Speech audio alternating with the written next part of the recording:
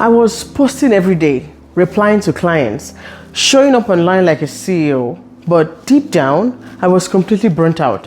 And this is not just because the work was too much for me, but it was because I was doing everything all by myself. Hi, welcome to day 8 of Event Pro Real Talk. If this is your first time here, this series is about the real side of building a business. No filters, no fluff. Today's topic is one that hits so hard for many of us, especially as business people. And of course, if you're a solo business owner, this is also for you. You know, the emotional toll of doing it all by yourself. So, go grab a drink, take a breath, and let's talk about it. I want to begin today's talk by, talking about the mental toll of solo entrepreneurship. Now, let's be honest. Running your own business is empowering. You are the CEO. It's your dream. You have the vision, right? You have the vision of the business. So it makes sense because nobody can understand it the way you do. So it makes sense to want to run by yourself, to want to drive, because again, nobody can do your thing the way you can do it, right? So it makes sense to want to, you have that spur to have to do everything. Of course, as small business run with speed, because if you want to make good success, you need to be fast, be making sharp decisions.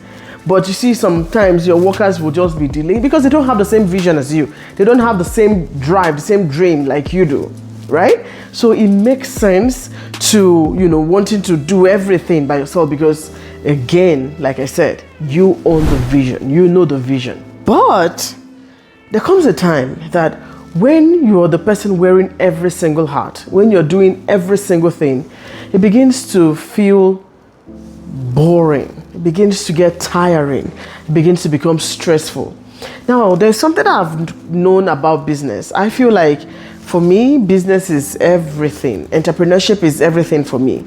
I wake up joyful and, I log onto my laptop. I want to talk about my business. I want to do something about my business today.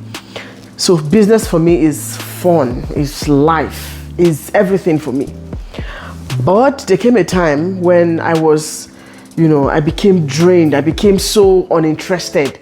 I became so tired. It became so boring, because I saw myself doing everything. It became like a chore. It became like the job. It became even worse than the job that I left to do the business. I was so enthusiastic when I left my job to focus on my business because, but all of a sudden, I was becoming drained and tired and worn out. So it's no longer fun for me. That's one of the dangers of having to do everything by yourself, having to do everything alone. We are humans. We once in a while, we need feedback. We need that encouragement. We need that motivation. Someone that will say, you're doing well. Don't worry. All will be well. All will be fine. Or just keep pushing. It will pay off someday. We need those, words once in a while. Because again, like I said, we are humans first before anything, right? Now, having to do everything on your own, at a point, your motivation will be reduced. You become stuck. Sometimes you become tired. Now, there was a time that I went almost over 2 weeks. I didn't share my ideas with anybody. I was just on my own doing my thing. And one of the reasons why that was, I think, was because one, I was too scared to share my ideas because I thought people were going to steal it or something crazy, but yeah. Another reason was because I just felt like I didn't have the right people around me to bounce those ideas off. So I felt like the people I had around me were people that would probably discourage me and say, you're doing too much, or why not go and find a job? Are you sure this is going to work? So I wouldn't want to give my ideas, to those kind of people that would demoralize me, right? So you see, that's why it's very important to have a community or a group of like-minded people that can spur you, people that can encourage you, that can motivate you to get to where you're going, right? Now, there was one time that I was launching something really big. I poured my whole heart into it and I posted it on social media, and guess what? I didn't get any single comment, no single like, nothing. And I sat in my office. I was thinking to myself, wait, what is going on? What is happening? What am I doing? Is it that people don't even care about what I'm doing, or what is this? You know, am I the worst business person now, or what? You know, that silence was loud. And that was when I realized that I didn't even have anyone to even encourage me or tell me, don't worry, you did well. Just that. Nothing, nobody to celebrate with, no one to say, oh, you could have done it better or something. Let's talk about how to build connections on purpose. Now, if you wait for people to just show up and support you, you most likely wait forever. Sadly, I've come to realize that you kind of have to take the bull by the horn. If you want something, you definitely go for it. You shoot for it, you push for it. For you to build a proper connection, like build a community, you have to be purposeful about it. Now, there are steps that you can take to create intentional support, you know.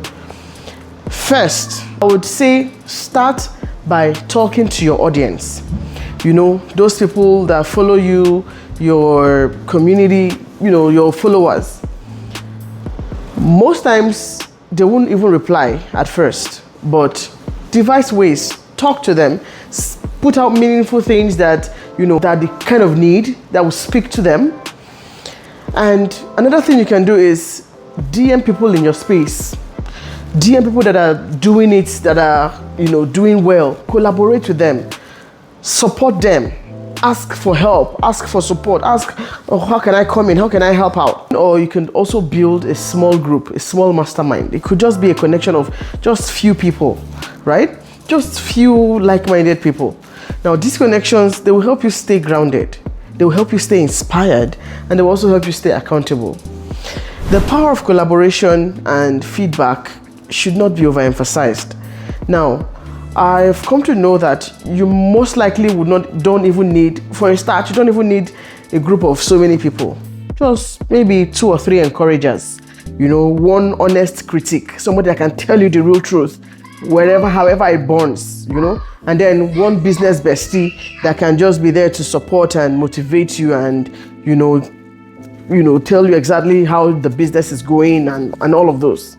These people become your lifelines. They are the people who will listen to your ideas, people who will give you feedback, and people, you know, who will push you when you are stuck. So don't build alone and expect to thrive. Toolkit I created includes a collaboration tracker, so you can help you pitch partners strategically. Because the truth is, business becomes easier when you're not building in a vacuum, okay? So if you're watching this and you're thinking to yourself, wow, that's me, please know that you're not alone, okay? So leave a comment and share the last time that you felt disconnected and you felt alone. Also subscribe if you want more real conversations like this, and grab the ELITE Toolkit using the link in the description. It's time to stop building in silence and start building with support. I'll see you tomorrow for day 9.